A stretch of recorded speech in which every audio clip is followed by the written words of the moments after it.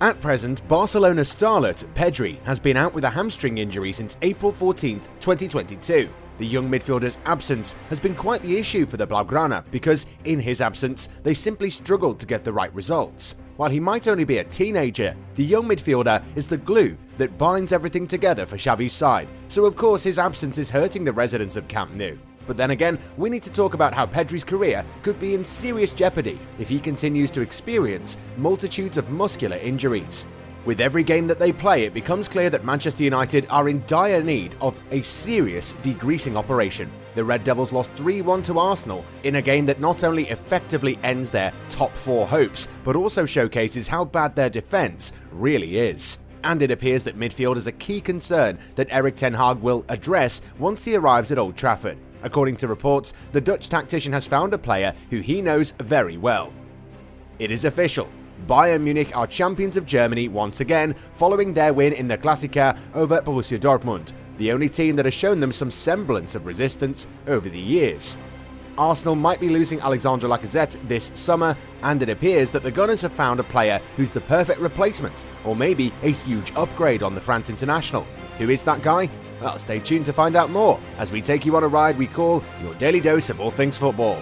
Before we get started, we want to share the sponsor of today's video. The OneFootball app is the ultimate football platform and is a must-have for every football fan so that you can follow all of your favourite leagues, teams and players all the time right from your phone. You can be sure to turn on notifications for specific players to be instantly alerted when they score a goal or when they are involved in other breaking news. It is the best and easiest way to stay up to date with everything football. Click the link in the description down below to download the app right now. You won't regret it. A small revolution is happening at Arsenal. Currently 5th in the Premier League, just before the reception of Man United on Saturday, the Gunners had to achieve their goal of a top 4 place in order to fully initiate the return of the London club to new heights under the leadership of Mikel Arteta. Such a scenario would kill two birds with one stone, and it actually did. The Londoners defeated Man United 3-1 and ensured that they have a hope of a return to Champions League football next season. Bringing the Champions League and its legendary anthem back to the Emirates would once again fill the hearts of London fans with happiness, but also settle them in a comfortable and attractive position for the summer transfer window of 2022. The Gunners need a striker. Alexandre Lacazette and Eddie Nketiah are the only two recognised strikers at Arsenal, and both are coming to the end of their contract in June, and everything suggests for the moment that they will fly to other skies. Edu, the technical director and the coach of Arsenal, will therefore have to rack his brains to find a good striker. The Athletic claims that the Gunners are exploring a track leading to Gabriel Jesus.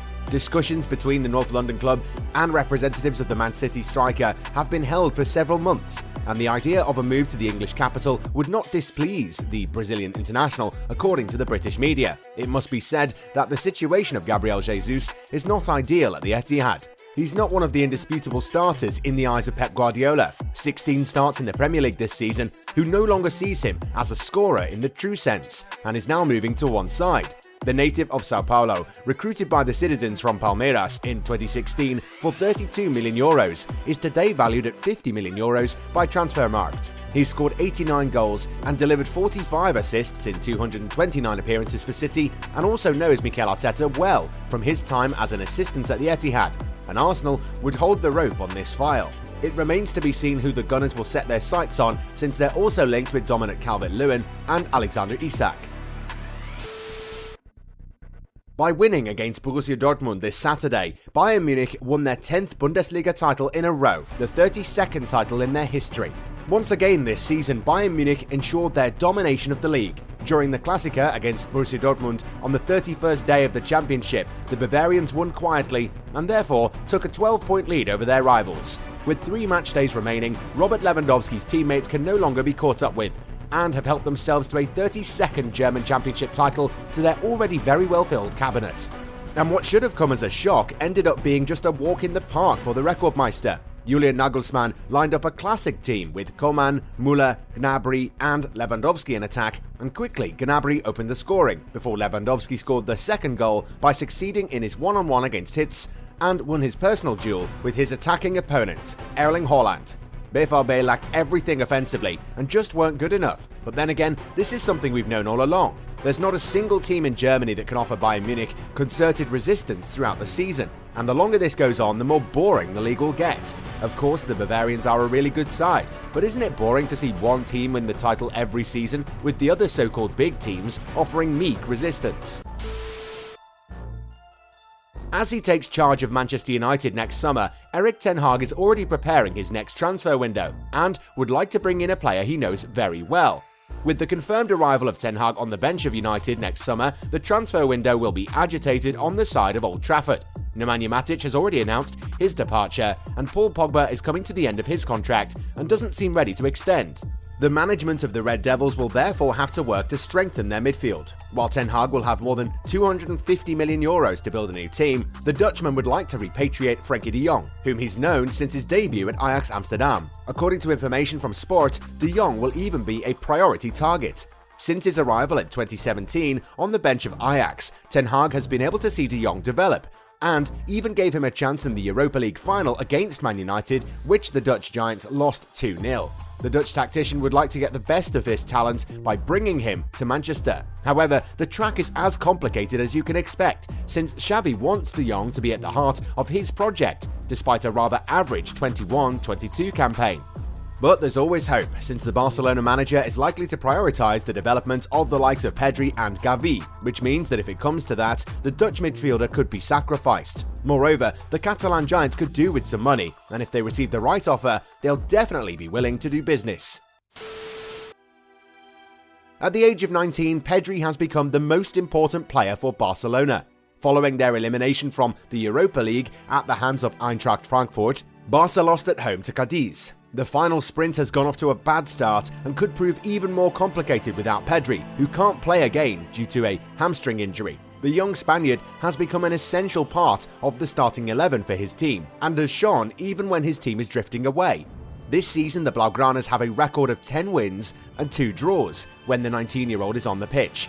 This means that Xavi's side have won 83% of the games and 32 points out of 36 when Pedri's around. When he's not, their winning rate drops to 36.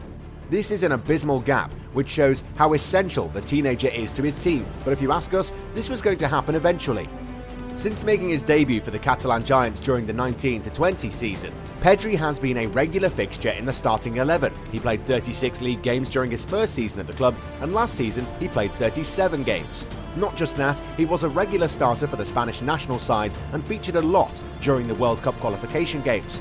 A young player normally is not expected to start so many games. Many coaches prefer to protect precocious talents, but Pedri started playing for the senior side at a time when Camp Nou was a desolate place. Results were not good, the financial situation was dire, and the managers needed some uplifting displays, and Pedri was there for all of that. Eventually, it got to such a point that the youngster's workload got the better of him, something we're clearly seeing this season, where he managed only 12 league games and 888 minutes in total. But in order to understand what we're trying to say, let's take a look at Pedri's injury history. The research is painting a very grim picture. This is the first time in his career that Pedri has had to deal with so many injuries. At the start of the season, the youngster missed 3 games due to a hamstring injury. He was rushed back into action and had a recurrence of the same injury that put him on the treatment table for 102 days, which meant that he missed 19 games. During that time, Barca struggled for form and consistency. The youngster returned to full fitness in January, but missed 7 days after testing positive for the virus. Once he was back, results started picking up, and Barcelona were back in contention for a place in the Champions League. But that went on for a couple of months, because in mid-April Pedri suffered yet another hamstring injury. Since then, Barcelona have struggled in many games, which is no longer surprising. However, it's time for the medical team at Barcelona to be a little smart about things and have a talk with the coaching team and let them know that if they continue to rush Pedri back to first-team duties the moment that he's fit, they'll ruin his career, and the youngster will become yet another super talented player whose career was blighted by injuries and most of all, poor management.